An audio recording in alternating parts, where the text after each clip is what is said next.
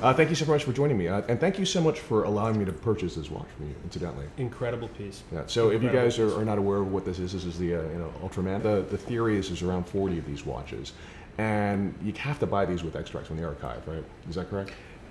It's definitely preferable, right. But the issue is it's tough to get those extracts now. Yes. And I think that's the extract, beyond just giving a stamp of approval from Omega, really sort of gives you a little bit of provenance and a little bit of story, which I think is part of the passion. It's why you love the watch so much, because you know when it was delivered and where it was delivered, and the fact that it came with a very unique, special orange hand. Right. And it's cool that Omega actually services their vintage watches and actually issues extracts from their archives as well. I mean, that gives them so much unmistakable authenticity. And so I remember this watch. We had a whole conversation about this earlier, and it was about. They were trading at about $15,000 like a couple of years back, right? I think Ben on Hodinkee had one on their shop which went for about 15 grand, and this one came up for sale, and the price was around. I guess we just be open about it. Was around $40,000, right? Yep.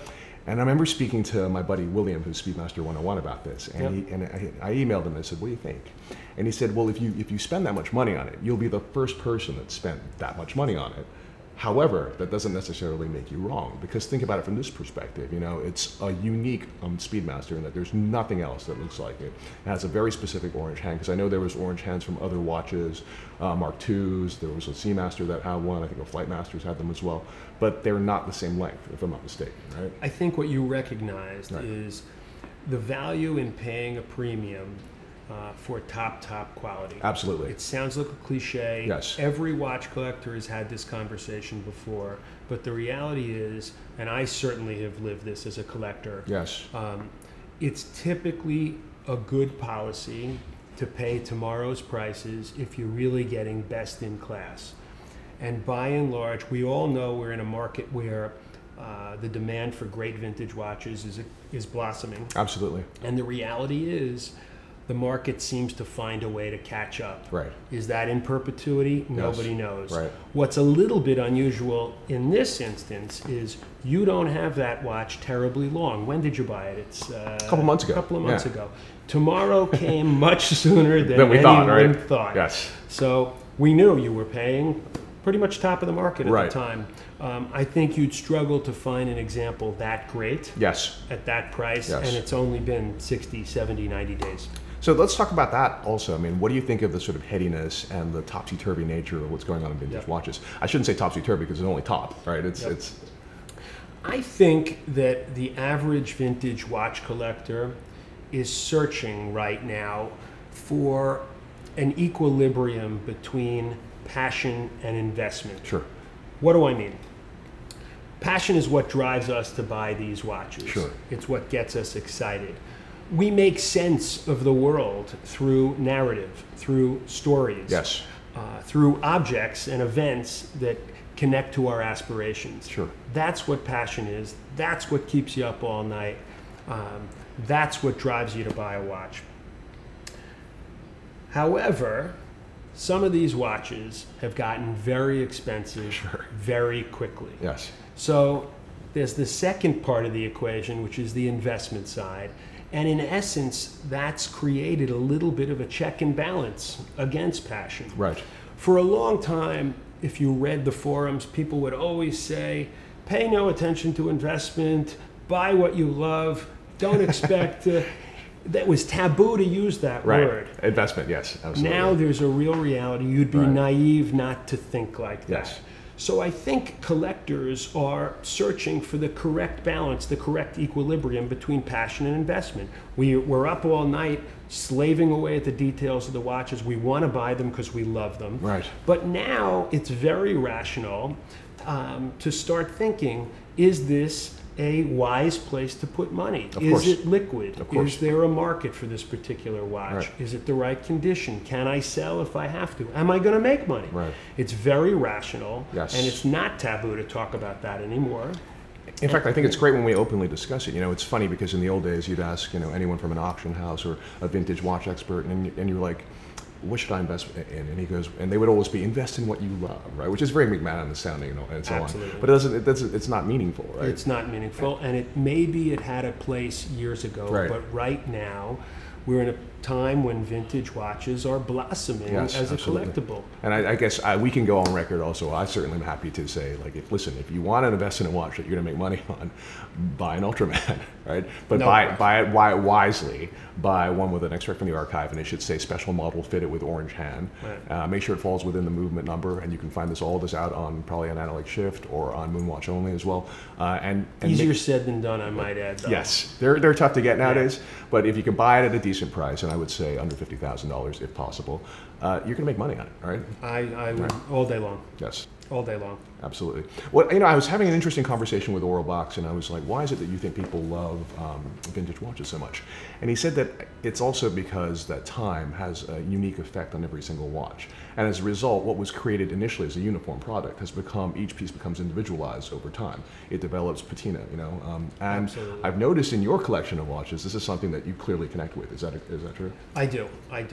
And look, consistent with this notion that you want to buy best in class and you want to buy condition, a part of that is how does the piece age? Yes. And that plays on passion again. Right. We're connected to the story. So when we speak of extract, we're so excited to get an extract because that's a little bit of a story. Absolutely. That can tell you where was this produced, where was it delivered, when was it made. And with patina, when we see a dial, for example, become tropicalized, right. we start to wonder what kind of a life did it live? Exactly. Where was it? Exactly.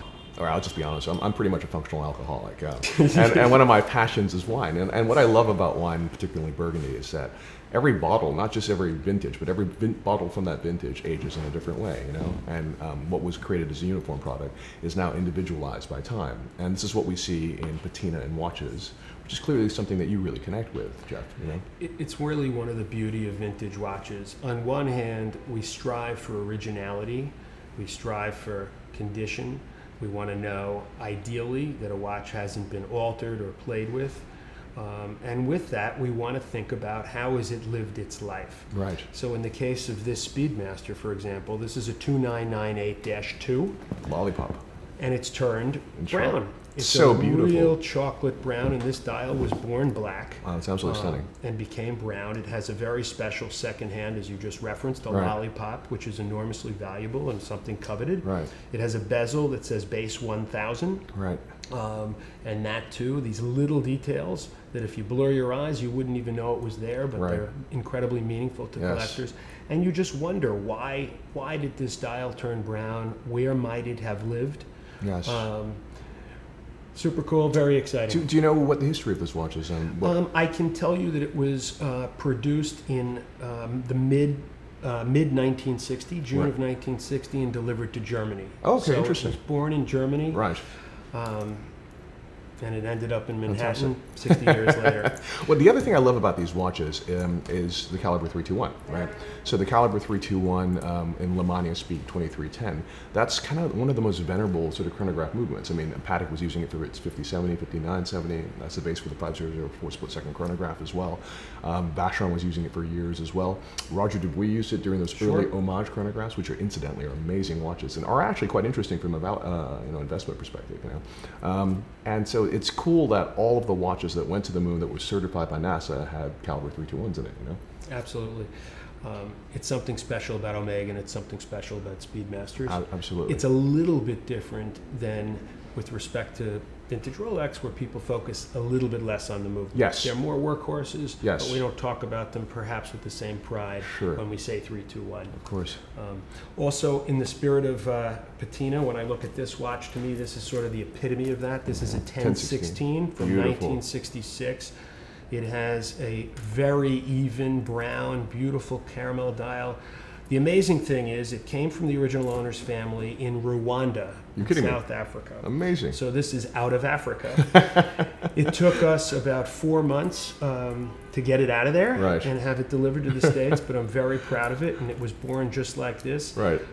People have told me to clean the crystal. I don't want to do it. It's got nicks and knacks, and I keep it as such. How tempting is it for you that, because you're now running this incredibly cool vintage watch business? I shouldn't even call it a vintage watch business because it merges editorial and education in such a sort of seamless and beautiful way, along with curating the best collection of vintage watches around. But how tempting is it for you that every time a piece comes by, you're like, no, I need that? You know, I figured that out. It took me about 6 months. This was a very expensive job for me. In the first 6 months, I was without question in the red. And I started to catch myself and say, now I've got to treat this more like a commodity and less like something I love. So I think I've matured in that respect, and I'm a little more careful now. Amazing. And is that the book that was in Matt Rannick's, the watch that was in Matt Rannick's book? Yes, this is the, and it's called an eagle beak. Similarly, it took on a real tropical nature. Yes. It has a coveted red triangle insert. Beautiful. Most interesting, in addition to the dial, is the crown guard. Yes. The crown guards are called eagle beak crown guards. And what happened is they were produced for 1 year in 59, maybe into early 60, and they look like the beak of an eagle. But the divers, these were tool watches. Yes. The divers found that to be cumbersome.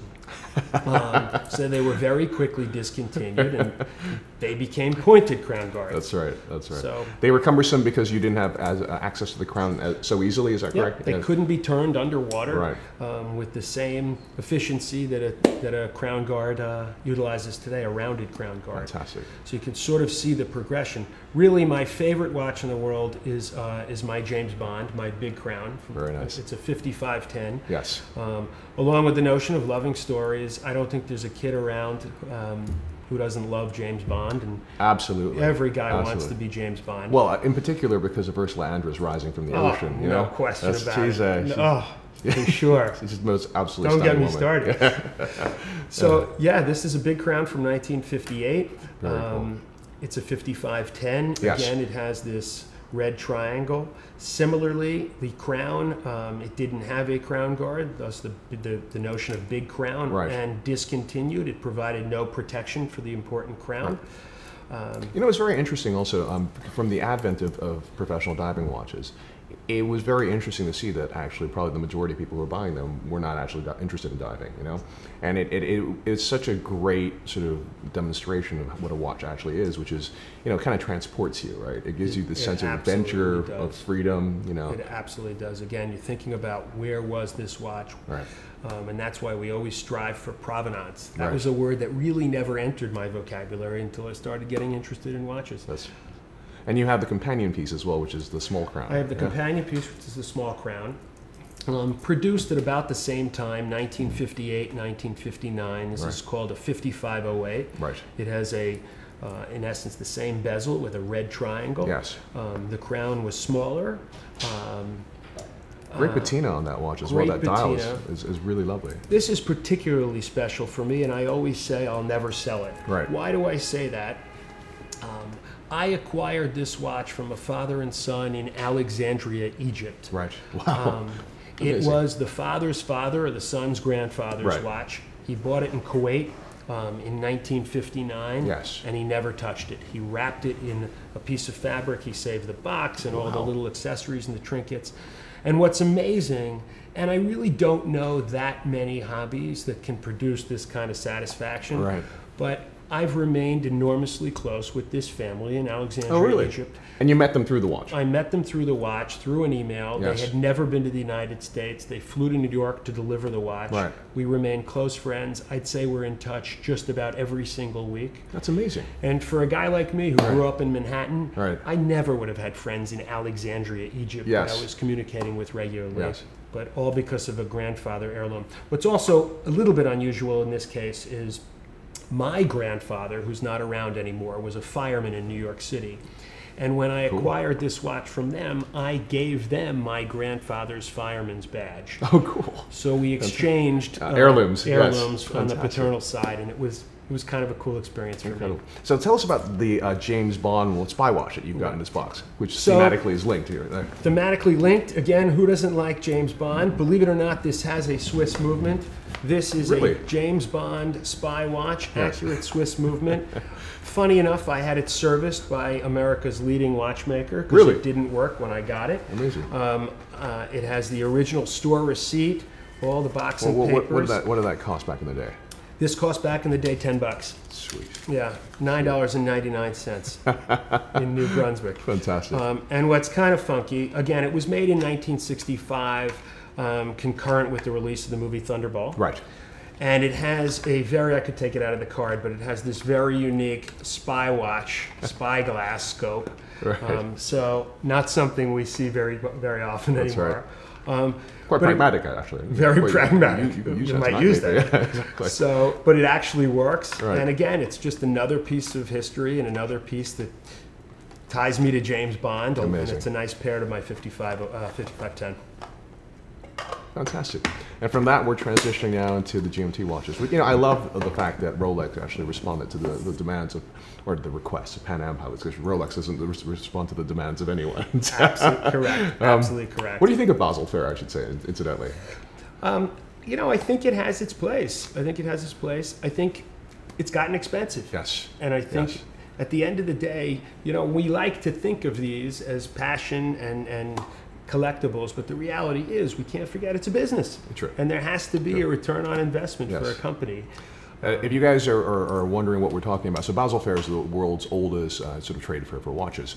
And I've been quite an outspoken critic about the way in which it's been handled, in that they charge you an absolute fortune for the booths. You have to use their construction company, you have to use their catering, you got to use everything from Basel. At the same time, all the hotels in town have jacked up the rack rate by 300%. You've got to pay for 10 days in advance or the full duration of the fair, even if you stay for 2 days, but then they'll come back and resell the rooms. I have a friend who owns one of the sort of bigger luxury watch brands, and he wanted to bring 30 guests to dinner at I guess the most famous hotel in Basel, and they said, we have you down for 27 people, and he said, well, I'm going to pay for these other people. Right. And they told him, you know what, we can accommodate you, however the additional 3 chairs that we need, we have to charge you a transportation fee because they're downstairs. It's just crazy. It's so opportunistic, right? It's absurd. It's just ridiculous.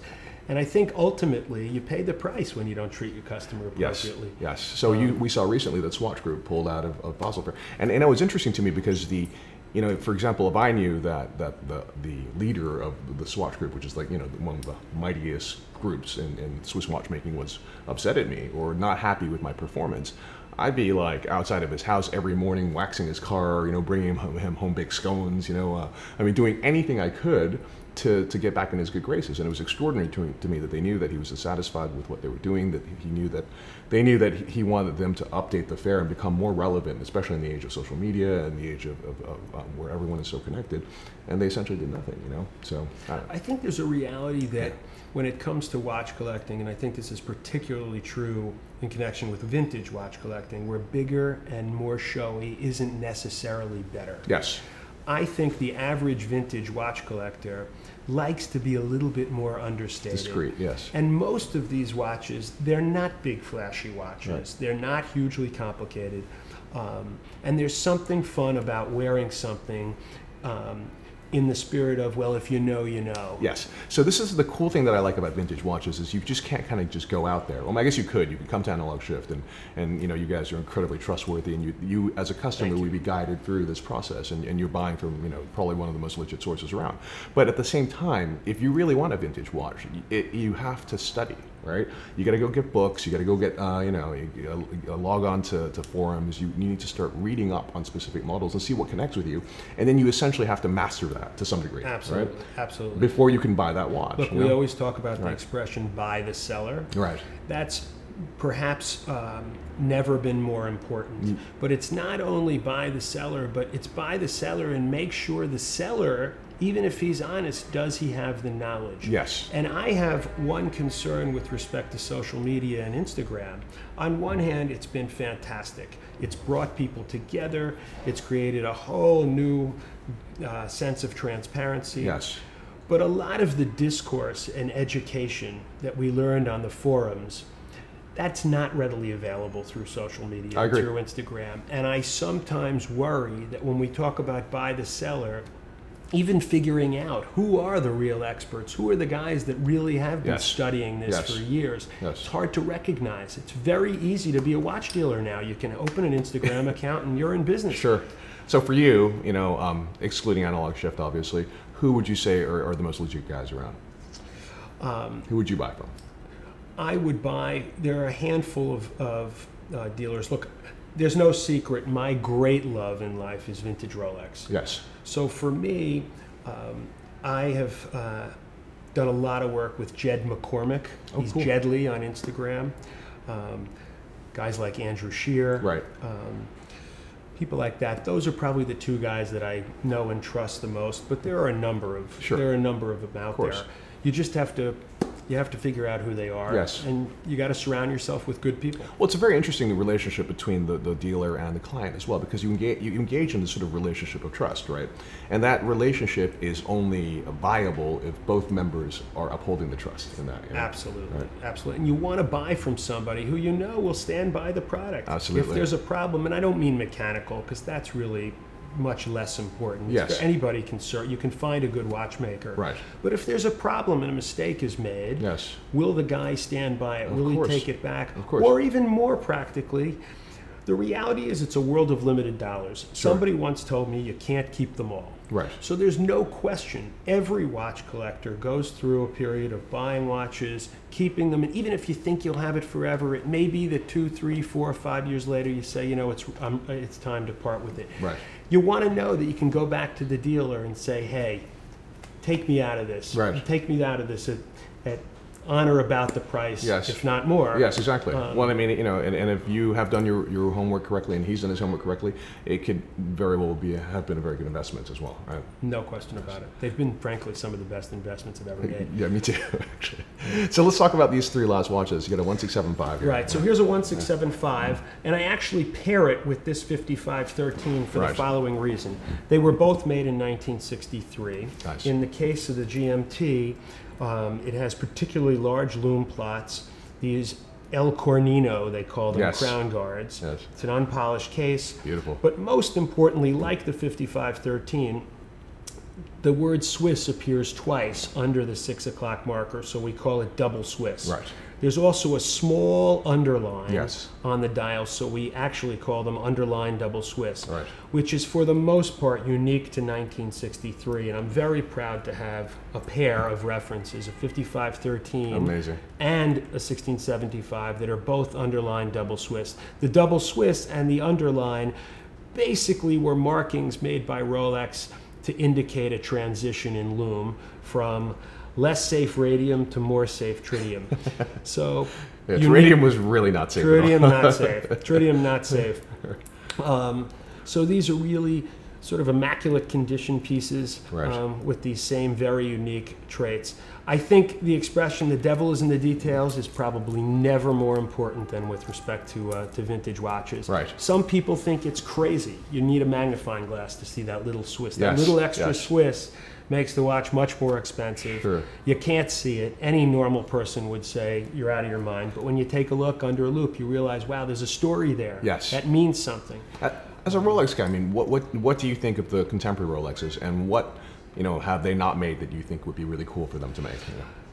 I'll talk about what they are doing that's very exciting. And the reality is, and I don't think this is limited to Rolex by any means, but in the past few years in particular, we've really seen modern brands embrace vintage-inspired design. Sure. Look at the Ultraman. Yes. I mean, I think one of the reasons why that watch is escalating in value so quickly in such a short time is there was a reissue. Yes. Yes.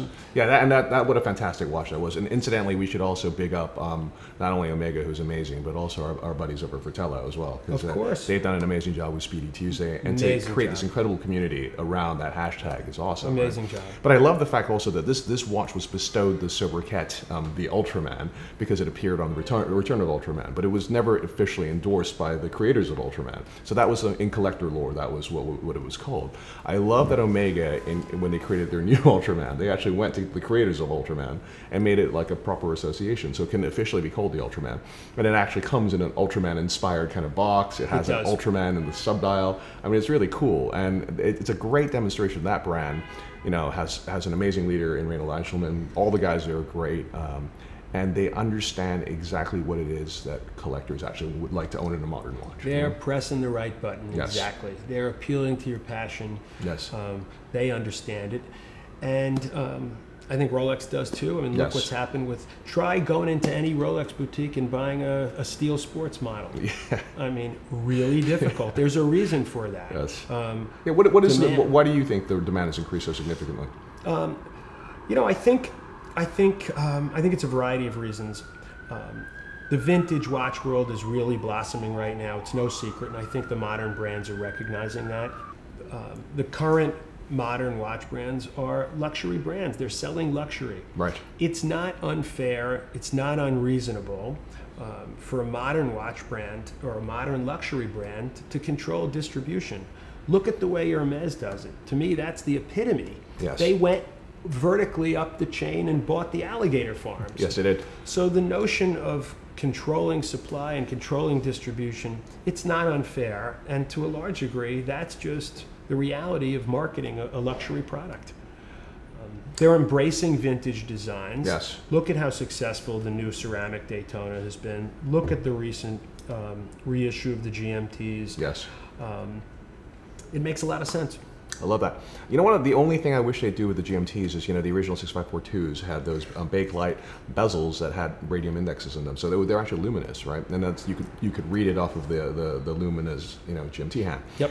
And they've actually done that before, not in a GMT watch, but in a diving watch with Tudor. The Pelagos has a ceramic bezel Absolutely. with luminous indexes. I mean, it'd just be so cool if they would just transfer I that. couldn't agree more. And as much as I love a 6542, Yes. I'm a big believer you got to wear everything. Exactly. And if you own something and you never wear it, maybe it's time to part with it. I totally agree. And those old backlight bezels are fragile. Yeah, you breathe on them. Blow on them the wrong. You blow on them the wrong way, and you're in trouble. So. If you're, I guess you probably get this question asked a lot of time, but if you're a young guy who's looking for his first vintage watch, looking to spend between $5,000-$10,000, what would you steer him towards? You know what I would steer them to? I tell them, let's look to spend $2,000 to $4,000. Right. And it was actually Eric Koo who said this a couple of weeks ago, for the first time at least that I can recall. 34 millimeter vintage Rolex. Nice. You can get spectacular, beautiful 34 millimeter vintage Rolexes. Oyster Perpetuals, Oyster Dates, Air Kings. They're from the 60s. They look like this. They're just a hairline smaller. Yes. And the price differential is massive. Shocking. Yes. For $3,000, you can get a pristine Oyster Perpetual Yes. from the same era.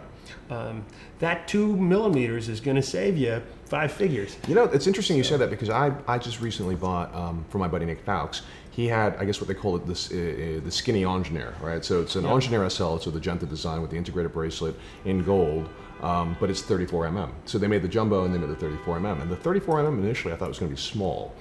And now it's the watch I wear the most often because it's so comfortable, It's particularly funny for me, right. And you're going to relate to it because we have something in common that we didn't speak about. Our first great modern watch was both a Panerai. Yes. Yes. So I grew up on Panerai. Right. In fact, it bears noting that I'm the only guy in New York that can't lie to his wife about how much he spends on watches, because she knows more than me. She worked for Panerai for many years. That's hilarious. She changed my strap 10 years ago in the Panerai boutique on Madison Avenue, and I married the girl. That's amazing. So we both sort of got our start to some degree. Am I correct Yeah, in totally. saying that about you? I hearing about that. I love, I became a watch journalist because I failed in writing about sex and sports. Yep. Right. So like I used to work in Los Angeles, and I moved to Singapore, and I was like desperate for work. So I called up my buddy who was editing the newspaper, the Sunday Times, and I said, "Can I write for you?" And he said, "It's fortuitous that you've called me because I actually need stories in one of 3 subject matters." And I said, "What are these?" And whatever he said, I was just going to tell him I'm awesome at this, right? Because I just desperately needed money. So he said the first one was sports, and I'm like, I love sports. I was just about to go play sports now. And then he said, okay, fine. And I said, what's the second subject matter? And he said, when Singapore became independent 50 years ago, we made a huge mistake in that we instituted a 2-child policy. So now we have a diminishing population. So we need stories on sex so people will have sex and repopulate the country. And I was like, that's perfect. I'm all about sex. In fact, I was about to have sex with myself just moments afterwards. And then he said, what's the third subject matter? And he said, watches. And I said, oh, I love watches. And so, of course, he said, listen, I like you a lot, but I kind of don't trust you in this particular situation, so you're going to have to submit a story on all 3 of these. So, long story short, my sports story was a disaster. My sex story, he was like, I'm so sad for you. You're the age that you are, and you may not have ever actually had sex. It's so bad. And I was like, ooh, and I was like, hey, bro, it's like, you're gay, I'm not gay. Maybe it was a different perspective. And he said, no, I showed your story to all the women in the office, and they think you're an idiot. Yep. So I was like, okay. So it was quite depressing. And he said, but the sort of the silver lining in the cloud is that you're apparently quite good at watch writing. So what do you want to write about? And I said, I want to write about this brand called Panerai, because I just love the mythology. I love that these were tool watches that were used by the Italian naval commandos, who were sitting on top of torpedoes, steering them towards ships. Let's not talk about which ships those were, but steering them towards ships. And then they would jump off and swim away, just as the torpedo was approaching the ship. I mean, that was just so amazing cool. Stuff. And then you have to really give it to Angelo Bonatti. He took a brand, it was, and he transformed what was a military tool into an incredibly successful luxury brand, and then subsequently into a manufacturer. In the heyday and in the early days of Panerai, it's arguably the only watch brand that I could ever really use the words cult following. Totally. That community, I have yet to see, even though the brand has changed and it's a bit different than it once was. Right. I have yet to see a community of watch collectors. Yes. As devoted and to a large degree as tight-knit. Yes. And that community, even though many of the guys that have been around that brand since the beginning, our tastes have changed. We've gotten older. Yeah. We've gotten older, but we stick together. Absolutely. And a lot of my dearest friends. But going back to something we were saying earlier, right? I can similarly wear a 34 millimeter watch. Yes. And it doesn't feel small to me. Right. If I put a 47 millimeter Panerai on, which I used to wear all the time, right. To me, it looks like a monster. Yes. So it just shows you how tastes do change. But that having been said, I feel as if the Luminor Marina at 44mm manual wind watch, it's iconic, and it's exactly the watch it should be. I completely agree. And I was excited to see Panerai release 38 millimeter watches. They retain all the DNA, and it's just a lot more wearable. But I agree, 44 millimeter, I feel like I can pull it off. Yes. But 47, and I wore it all the time. It's big. Tough watch. Yeah, absolutely. And the other thing too is just like, like tastes change and evolve over time. But it kind of irritates me a little bit now that you have a lot of occasionally you get like some negative feedback on Panerai and where it's headed today. And that's like, dude, you got to understand that this brand, for so many guys, got them into watches. And for me, it really, in my early 30s, I mean, it made me a watch nut again. Me too. No question about it. We absolutely share that in common. Can't forget, it's a business. Absolutely. Brother, thank you so much. It's a real pleasure. Pleasure was mine. Thanks so much for having me.